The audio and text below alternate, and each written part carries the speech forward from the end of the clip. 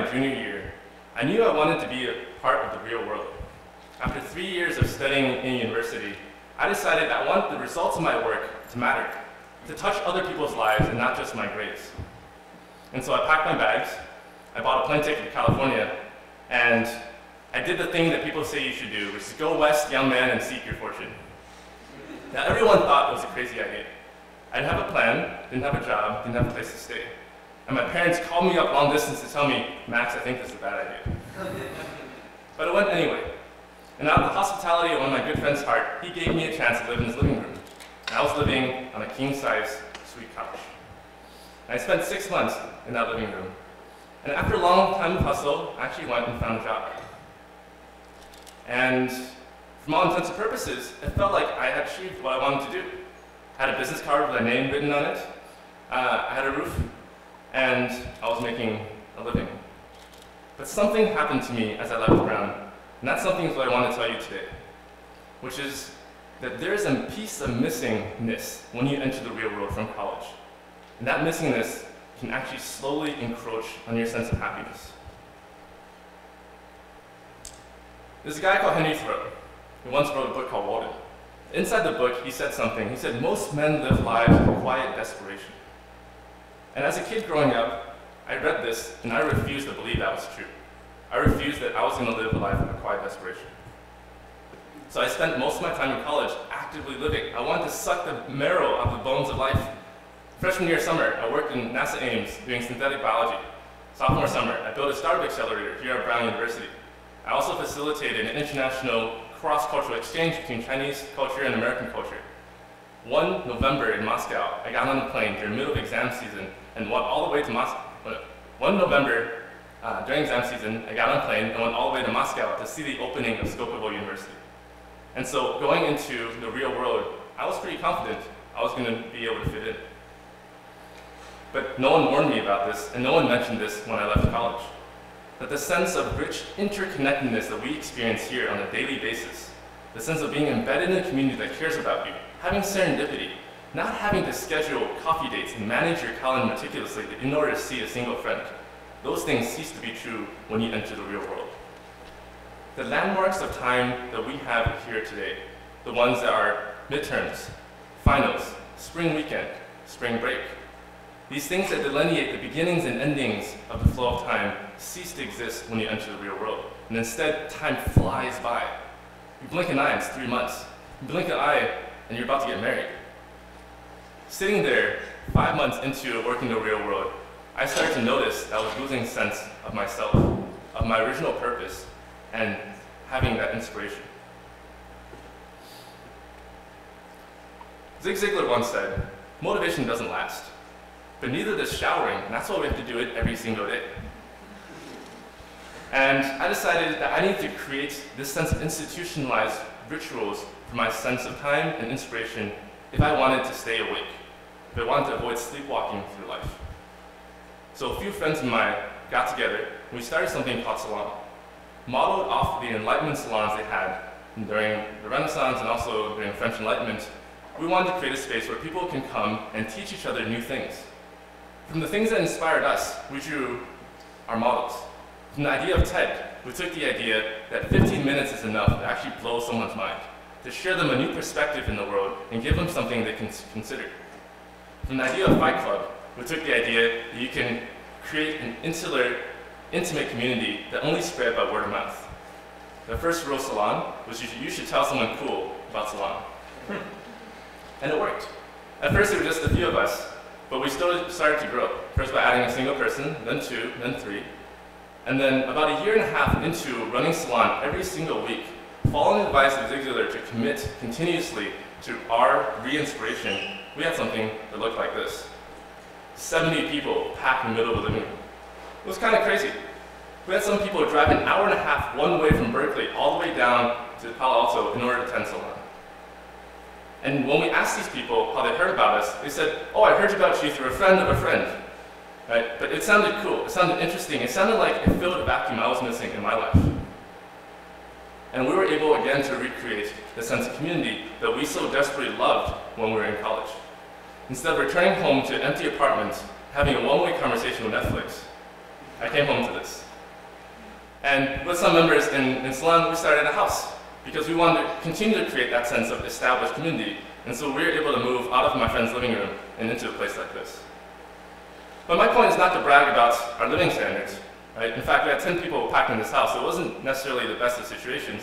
Rather, it was to share with you the importance of something that I think we often neglect. It was a Harvard Business Review business study about the effects of happiness. And it was an 80-year study. So they took people who just graduated college and then monitored them all the way until they reached their 100th birthday. And they asked them along the way what were the most interesting, profound things that happened to them and what things did not matter. They found, by and large, that the people who remained the happiest the longest and also lived the longest were those who continuously reported having a strong sense of community and belonging. Not career success, not how much money you made, not how big the apartment you lived in was. And so I think we discovered this fact accidentally, but it satisfied the needs of other people just as it satisfied our needs. And so Salon continued to grow. As I started to travel for work, and other people began to visit from out of city and out of state, we had people come in from Boston, London, and I went to Nairobi and Paris. Salon became an international phenomenon, overnight. This is a city map of the 16 cities in which we have Salon today. Every one of those cities started by someone attending a salon and then coming up to an organizer at the end and said, "This is really cool. Why don't we have one of these back home?" And of course we said, "You can have one too. It didn't cost us any money to start this. Here is our little idea sheet of how to start. Take it." There was a guy who visited from China and stayed with us in California for a single week. He went back to China and he started 5 salons in China. It blew our minds. But thinking back to the Harvard study, we thought it was actually not surprising. So much of the time we resign ourselves as our adults to a life of alienation and decreasing surface area. In the early days when I was struggling through my crisis, I went and found older and wiser friends and asked them, "Is this what life looks like? Is this it?" And by and large they said to me, "Max, this is it." One guy even said to me, he said, "You're still lucky because you have marriage and your first kid to look forward to. By the time you get to 50, that's the real wasteland." But I refused to believe that was true. And through Salon, we show that it's possible to live another way. Show that it's possible to live in a way where you're surrounded by people you care about and always growing and always learning. Here at TEDx today, the theme is Edge. It's to discover things we don't know. And the fantastic speakers we had before and after me are all going to showcase some pieces of a new perspective.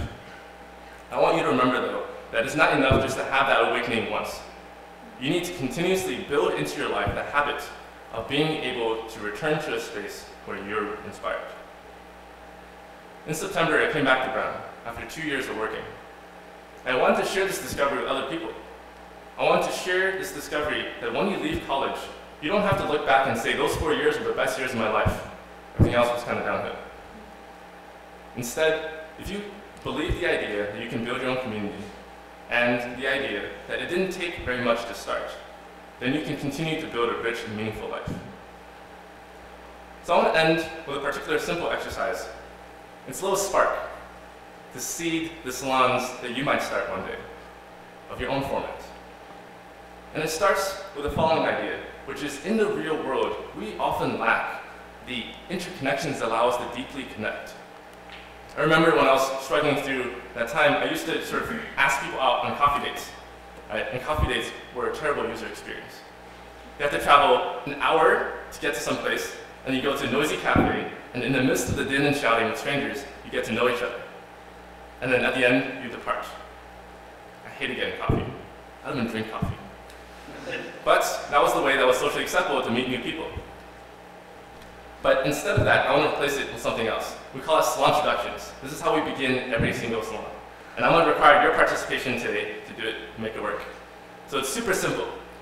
First, we say a person's name, and then everyone else in the room says that person's name back to them with the zest of embracing a long-lost friend.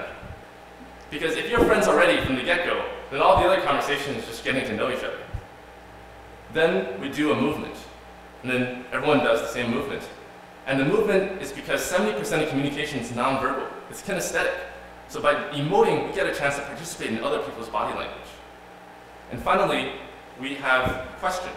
And the question usually varies from salon to salon, but it's designed to draw out from you something you care about. Because a lot of times when we meet people for the first time, we ask them, where do you come from? What's your name? What's your job? And then we judge them. But instead, if someone came up to you and said, hey, I know you really like building communities, Max. Tell me about that. I can spend an hour off that key point. So today we're going to try that. Right? I'm going to say my name, you can say my name back to me. I'm going to do a gesture, you guys can do a gesture, and then I'm going to answer a question. Tonight's question is, what is an idea that, if true, could change how we live? You guys ready? Okay, so my name is Max. Max! And my gesture is this.